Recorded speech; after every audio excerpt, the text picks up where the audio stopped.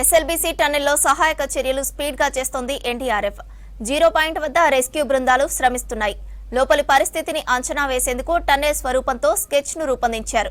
దీని ద్వారా rescue operation కొనసాగిస్తున్నారు. మరిన్ని వివరాలు బాలకృష్ణ అందిస్తారు.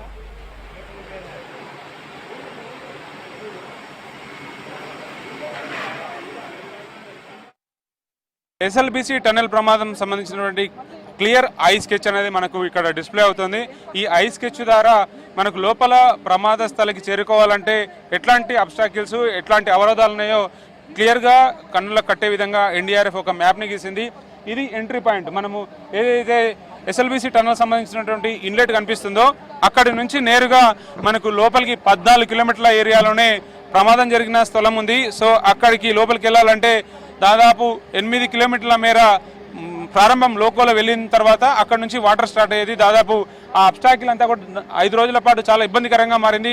బురద ఉండడం వల్ల 11 కిలోమీటర్ల నుంచి కన్వేయర్ బెల్ట్ ద్వారా వెళ్లాల్సిన పరిస్థితి ఉండింది. మధ్యలోనే ఆ కన్వేయర్ బెల్ట్ మనకు ఇక్కడ రైట్ సైడ్ ఏదైతే టన్నెల్కి రైట్ సైడ్ ఉందో ఆ కన్వేయర్ బెల్ట్ గుండానే లోపలికి నడుచుకుంటూ వెళ్ళేవారు. తెగిపోయింది. మళ్ళీ రీఇన్స్టిట్యూట్ చేశారు. దాన్ని మళ్ళీ సెట్ చేయడం జరిగింది. సో దాని గుండానే లోపలికి వెళ్తున్నారు. ఆ కన్వేయర్ బెల్ట్ మనకు 9.2 కిలోమీటర్స్ నుంచి దానిపై నుంచి స్టార్ట్ అవుతూ ముందరికి వెళ్తారు.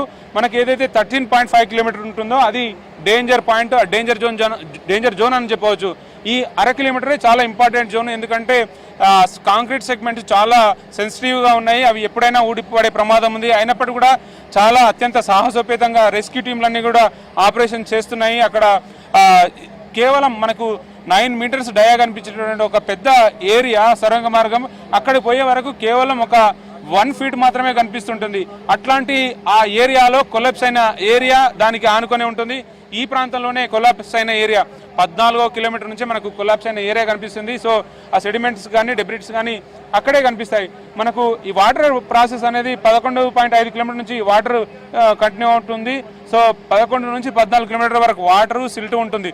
వాటర్ డివాటరింగ్ అనేది నిమిషానికి దాదాపు 5,000 లీటర్ల పైగా ఊట వస్తూనే ఉంది. దీంతో పాటు 15,000 మెట్రిక్ టన్ క్యూబిక్ మీటర్లకు పైగా పెద్ద ఎత్తున సిల్ట్ ఉంది. సో ఆ సిల్ట్ని తీయడం తర్వాత డీవాటరింగ్ చేయడం చాలా పెద్ద ప్రాసెస్. దీంతో పాటు శిథిలాలు ముఖ్యంగా ఐరన్ సంబంధించినటువంటి స్పేర్స్ ఏవైతే ఉన్నాయో వాటిని తీయడం కూడా రిమూవ్ చేయడం కూడా చాలా కష్టసాధ్యంగా మారింది. అది క్లియర్ అయితే తప్ప రూట్ ముందరికి మూవ్ కావడానికి ఆస్కారం ఉంటుంది. లోపల ఏదైతే యాక్సిడెంట్ స్పాట్ ఉందో కొలాప్స్ అయిన ఏరియా ఉందో అక్కడ నుంచి టీపీఎం మిషన్ లోపల ఉన్నటువంటి వాళ్ళని బయటికి తీసుకుని రావాలంటే ఈ రూట్ అంతా ఫస్ట్ క్లియర్ కావాలి.